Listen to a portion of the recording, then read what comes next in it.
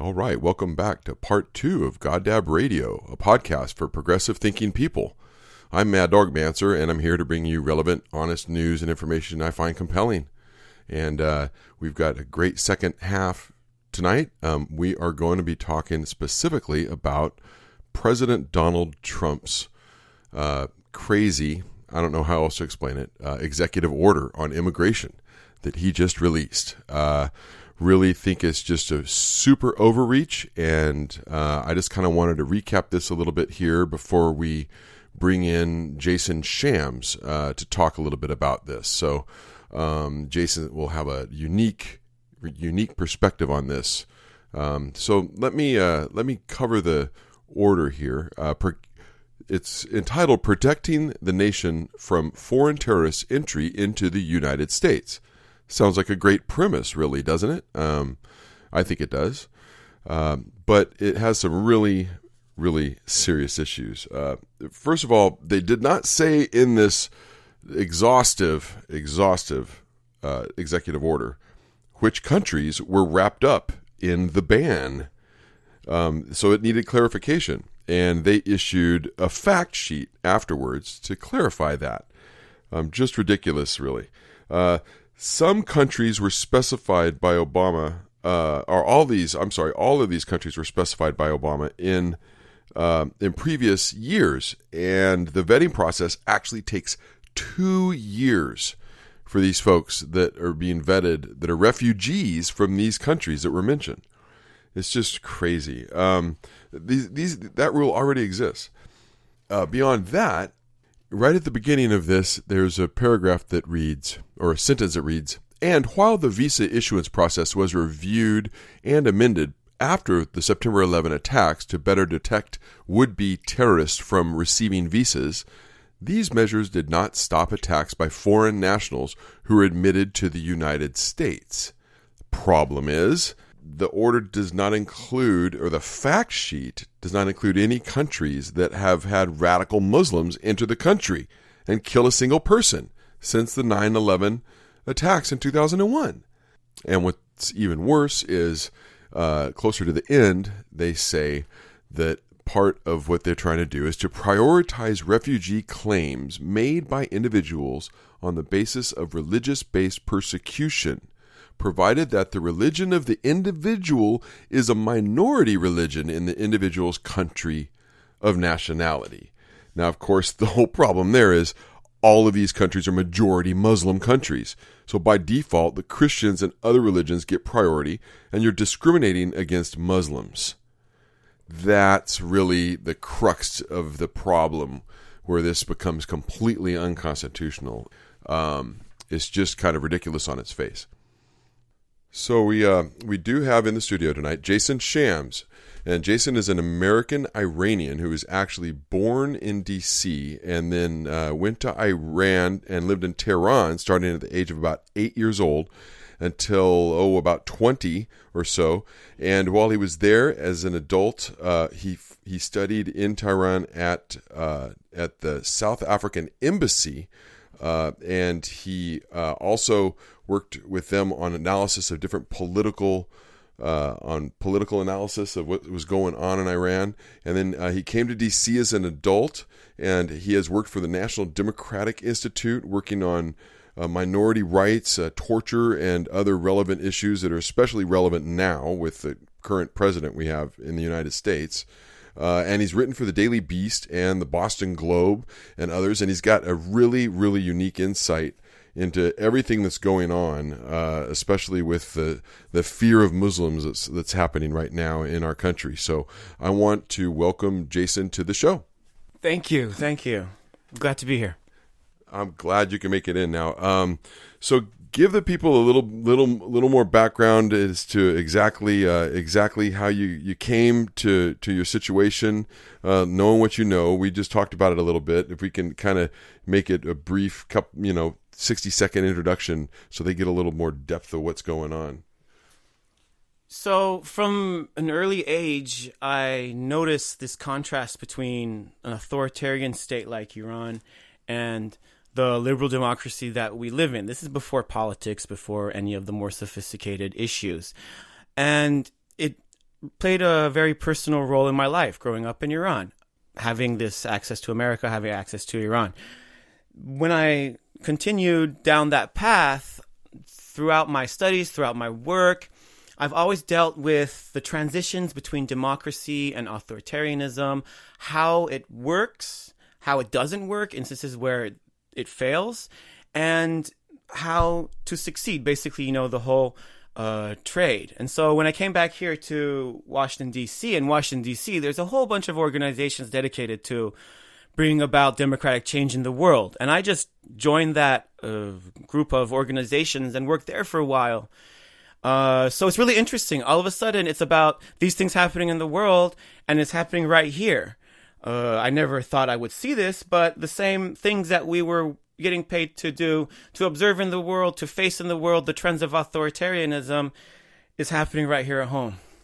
Isn't that just amazing? I mean, and it's really not something that you ever expected, even a year ago, because nobody expected Trump to be elected or to have that kind of rhetoric that he spews and the kinds of things that he says. And now the kind of actions that he actually takes, and to witness that is really kind of shocking. So from your perspective, understanding this from this incredible point of view where you've seen it happen in Muslim countries, in a country like Tehran that you pointed out earlier to me, that is the last theocracy on earth. Iran, yes.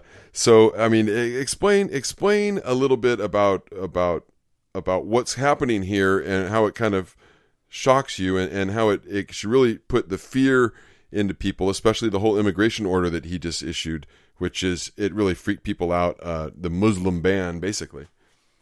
Well, so this has been happening for quite a while, and it's interesting because everybody was surprised about it. But for an observer, it's pretty clear what's been happening. And what's been happening is that everybody who lost out from this process of globalization, they have been gathered under this umbrella. And for a variety of reasons, they have been misinformed.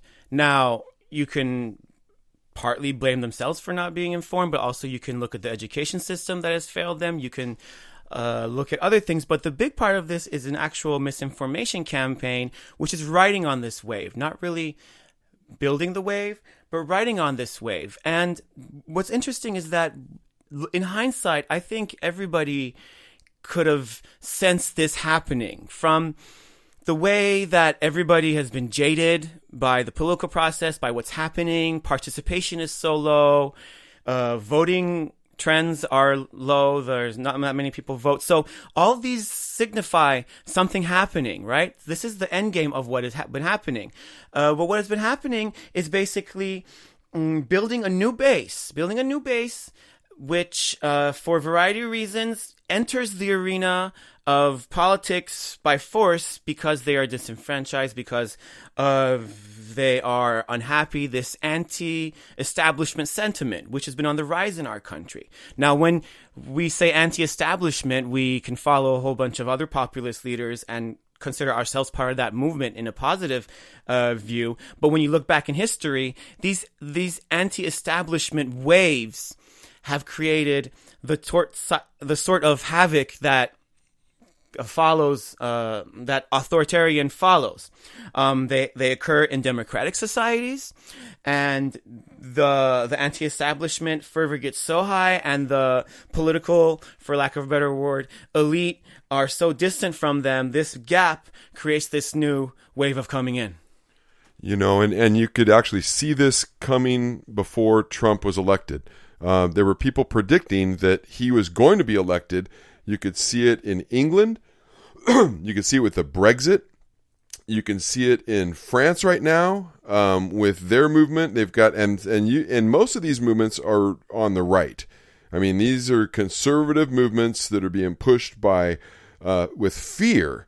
That's the main tactic that they use in order to instill this unrest in people. I mean, when you stir up a little fear, and Trump was an amazing campaigner at this during the campaign, by poking the fear bear and just getting it to roar, and the crowds just cheered him on.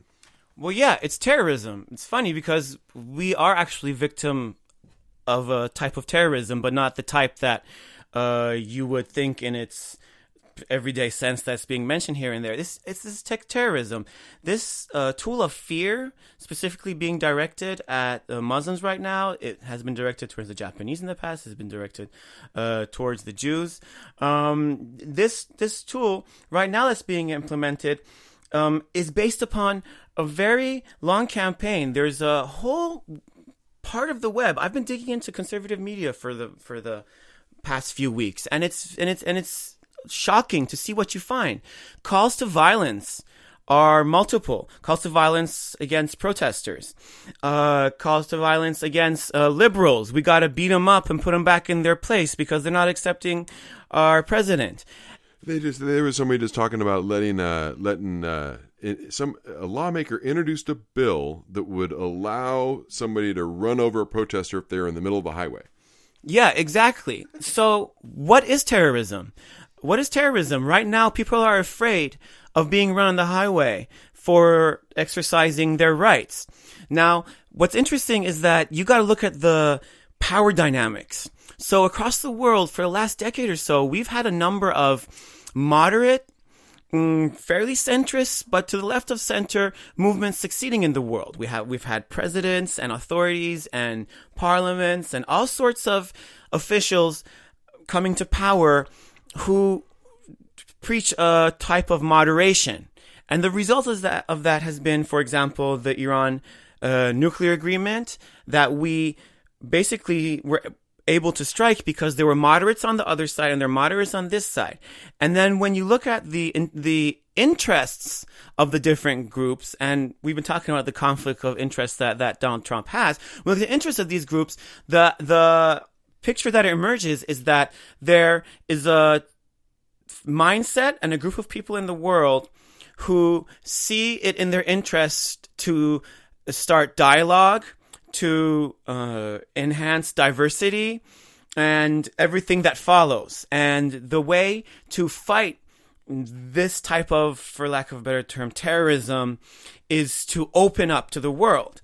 Now, the other side of this, I guess, is pretty clear. You guys can probably be guessing right now. Are people who want to build walls? Are people who want to prevent people from crossing borders? And so it's pretty simple that how this power shift from left and right has occurred, and how some have moved to the right, some have moved to the left. But what you add on top of this dynamic is the apathy. And this apathy is across the board. It's across the board on the right, it's across the board on the left. But we haven't had mad people on the left trying to fight for their basic rights or what they perceive as their basic rights. But we have had people on the right who truly believe that we are killing babies or that we are important terrorists. How have they been led to believe this? That was the last question. But they believe this. And so when these powers, they gravitate in different directions, we can just put our finger on the most disenfranchised, the poorest, and the most ignored group of people. Now, if you take sides, you can blame this side, you can blame that side, but it's not really a blaming issue. You can blame the education system in their states, you can blame their officials that they vote in and they preach small government this, small government that. Well, yes, you don't receive the services.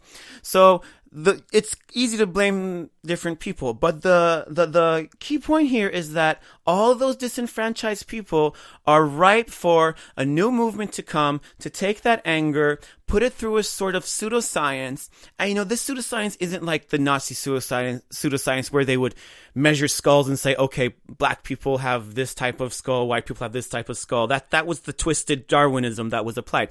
This pseudoscience right now is a twisted version of the human sciences. So, for example, within the context of rights, they bring up the whole discussion that men's rights to have a say in abortion are being violated. Then we are defending the rights of men who do not have a say in it. Now, of course, if they would receive an education, somebody would tell them it's about the risk. The person who incurs the risk is the person who has the final say in that process, right? And it's to carry that beer for 9 cents. But because those people have not brought into what's considered, this whole liberal education mindset, another group comes in and teaches them other things. And this has been happening for the last 8 or 10 years. And now we're in the end game of this process. We're not really at the beginning. We just start to notice it. Right? Yeah. No, I that's like the anti-argument thing too that you just mentioned. It's like when the men argue, no, my rights are being violated. I should have a right to say, no, really not. It's a woman's body and it's her right. Same kind of arguments, or it's like white lives matter. That's not a thing. White lives matter it's not a thing. You can't say that. That's not the whole point. Is that the white lives already matter, and that black people are the ones who are being oppressed, and the black people are the ones, or dark-skinned people for that matter, or now Muslims are the ones who are being discriminated against simply because of their religion, or because of the color of their skin, or because they wear a burqa, or whatever it is. I mean, it's just not fair. And those arguments like that are just infuriating, and they go so far. So explain to me a little bit more about how you think the Iranians that live here, that are not like you and are not American citizens born here, but green-carded people that are here to work, but have been here for 6-8 years working. How do you think that they're feeling right now with what's happened with this immigration memo? I have quite a few friends who fall under that category, and for the last few days I've been back and forth helping with translation or propagating information, getting the word out there. And there's this struggle. I mean, on the other side there's this sense of solidarity, but there's this struggle because really these people are not the illegals that many might think the legislation would prevent from entering. These are people who have their papers. They have visas. They're studying in our institutions, and just coming back and forth. All of a sudden, some of them were literally in the air when this law was passed. And when they landed, they're stuck in the airport. And this is really interesting because when we talk about interests and conflict of interest, whose interest does this serve? And this is more about the spirit of conflict of interest. If he releases his taxes, we'll see actual conflicts of interest in businesses. But it's more about the spirit of it. Him as a person has a conflict of interest with the rest of the nation. When I say an interest, for example, this mayhem that has been created right now over here is in nobody's interest, except to fire up a radical fringe who have been misled to the conclusion that this is to their benefit, and to make them more steadfast. Right now they're having a party. You can read the websites in Arizona, based in Arizona, or in the border states. A lot of them are having a ball. They're really happy that Donald Trump is delivering on his campaign promises. Now, this is nothing new. We've had people run on all sorts of promises during their campaigns, and then after they are elected, they don't deliver on most of them. But instead of demonizing them... That's typical. Yeah, and that's typical. But you see, if we were to take sides and demonize them, we would say it's because of this interest or that interest. But the reality is that each one of these people during their campaigns, when they become the president of all Americans, if their interests are aligned with the interests of the nation, they move to the center and they either have a mandate or they create a mandate. And this mandate is something that a lot of people agree on, and then they can create a new sense of solidarity and bridge those gaps that are created during the campaign, and the whole nation gets behind something new. For Obama, it was healthcare, so the assumption is that everybody needs healthcare. We can all come together and get behind it. So it was politicized, but still, we can see how he tried, but no, so we didn't even come together on it. Now they're trying to repeal it immediately. I mean, Well, yeah, but there's a nuance to that, because they're trying to repeal it is becoming their Achilles heel, because that mandate, the reason behind it being a mandate, is still valid today. We might live in a world of misinformation or post-truth, but the reality is that there are certain truths that are still true. And one of those truths is that people need healthcare. Yeah. And if they want to take that healthcare away from people, there'll be repercussions. You cannot politicize that issue all the way. So that's an example of a mandate. That's an example of a good mandate, right? Now, Donald Trump does not have such a mandate. Why does he have such a mandate? Less people voted for him than people voted for him. The misinformation campaign that brought him to power. There's a whole bunch of issues. So his interest does not lie in moving to the center and calming things down. His interest is in firing a right radical base and increasing his right radical base and creating a platform. How does he create that platform? He knows how to do it. There are easy ways to do it. For example, you take one image of one protester throwing one rock at one window, and then you show it to all of the people who are your audience, and you create this demon, right? We did the same thing with the Japanese. And Breitbart. And that's where Steve Bannon comes into this, because Breitbart News has been the purveyor of right-wing rhetoric and images like that in order to drive a narrative that is not true, and they use false images and false words and just downright lies as well. So, and he's sitting in the White House. He's the reason a lot of this is happening, because he's got his ear, and that's really kind of scary because he's crazy white nationalist. Yes, he is. And what's scary is this trend, because there were a number of people on the right and the left who we can consider radical, who we could consider willing to take violent actions against the people on the other side of the spectrum. But there are a number of people who aren't. Those people who aren't, as this continues, will gravitate more and more towards radicalism. Now, both on the left, both on the right. Every day I'm seeing people who I know who are against Trump. They're talking about revolution. And I'm telling them, listen, revolution is not something that you run towards eagerly. It's a very bloody, dangerous affair. I come from a post-revolutionary state. Anybody who comes from other places like that, from Cuba and places like that, can tell you that. And then on the right, all of a sudden, I have people who were formerly easygoing. All of a sudden, they're really mad at these so-called liberals who are rioting and who are disgracing our country, and they are right now propagating and sympathizing with sentiments of conducting violence against people on the left. So who is behind this trend, right? If you want to do a little Leninist analysis of the situation, he says, who benefits from this situation? That there are more people up in arms on the right, there are more people up in arms on the left. The answer is definitely not moderates. The answer is right now a radical right-wing movement, which Steve Bannon right now represents. And along with that movement goes the eradication of all of the checks and balances that prevents them from doing all these things. And how do they do that, though? This is interesting. How do they do that is basically because they have this support, because they have this perceived mandate, because they have a whole bunch of people who voted for them. Those people will basically shut up anybody who says anything. If I say this action is unconstitutional, they say, we won. Obama won. We're quiet. You guys should be quiet now. And so if a government has different sources of legitimacy, one of those sources is the Constitution. One of those sources is a good relationship with the media. One of those sources is a good relationship with the legislative body. One of those sources is this mandate that it creates through the population that vote for them. That is the sole source. Along with the parliament, along with our Congress and stuff, that's the sole source of its power, and that's what they keep on falling back to. There's no legitimacy in terms of the Constitution, for example, for justifying this recent anti-immigration action. This government does not receive its legitimacy from the Constitution. The Republicans are falling out from behind them, right? And they will continue to fall out, right? This is going to continue because they know that they can't hold this for long. But between now and then, they will change things to an extent that they can continue to stay in power and it won't matter anymore.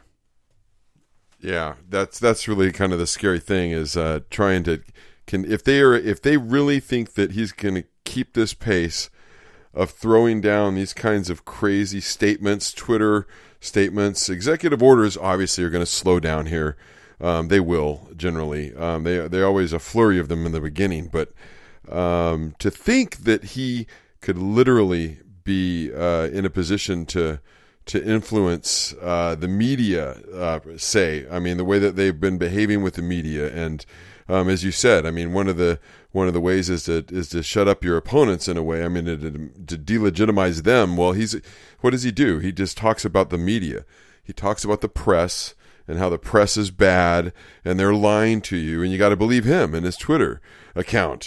But that's nonsensical. You can't believe that. How can we believe that? We can't. So you think that it's the end result would be if he can get some followers to to be out in those states and have some control of elections, that he might be able to flip a coup in 4 years, even if we can get a people against him? I believe so. The thing is that he will walk away with a group of loyalists. He has a group of loyalists right now. And between now and then, he will appoint loyalists in key positions. The thing is that we will learn from this, and we will organize, and we will do everything we did wrong last time right. And we will come up with a candidate that everybody can come behind. And we will win the next elections. But the problem is that he also has all sorts of resources at his disposal. And he will plan the electoral coup to steal those elections. It won't have to be very widespread. It will just have to be centered in certain areas, especially because of our country. As we just noticed with this last election. Exactly. There was 70,000 votes in 5 counties in 3 states. Exactly. And that was Donald Trump just riding this wave. Look at Donald Trump after 4 years of being president. What will he have done in those states between now and then? What he will do is plan a coup.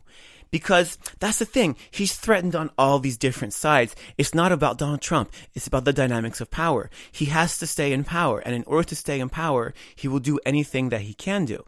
And including... See, we keep on preaching the anti-establishment dogma on the left and on the right, but these are the implications of it. If you come within that establishment, you have a legacy that you want to defend after your presidency. You have a legacy from before it. Your source of legitimacy comes from your party. He is unfettered over here, something that people voted him in because of. He does not have any of these alliances. He has none of these limitations. Therefore, he can do anything right now. And so you have to consider these really outlandish things that happen other places within this context. What are the interests of Donald Trump himself? And there you go. Yeah. I mean, that's really kind of, and we all know that Donald Trump's interests are really just in himself, for sure. Well, Jason, I think the perspective you brought us tonight is really cool. I think it's awesome. I think it's scary, but I think it's something that you know well because you've been looking at this for years, and you understand how these autocracies, how they work when you got somebody that's able to control so much command of power and hire and fire people and stuff. And I really appreciate you coming by and discussing this with us. We've got other things we can discuss in addition if you stick around and you're in Portland for a while, because we'd love to have you back on the show. So thanks for coming in, man. Thank you for having me. I'm looking forward to talking to you about other things. Excellent. All right, Jason. Folks, I hope you enjoyed that. A unique perspective from a person who's got a very unique perspective on this. Thanks again for listening to another episode of GODDAB Radio, where you can download us every Friday at 3 p.m., that is, Pacific Standard Time. And you can find us at goddabbradio.com. You can find us also on Libsyn and especially iTunes, TuneIn, and Google Play Music. We're going to be uploaded into all the major platforms here real soon. So again, thanks for tuning in to GODDAB Radio. I'm Keith Mad Dog Mansur. I've been your host, as I am every week. And enjoy this closeout song. And our opening intro song is by Eric Sky, guitar virtuoso here in Portland, Oregon, is where he's based. And the song is One for the Green.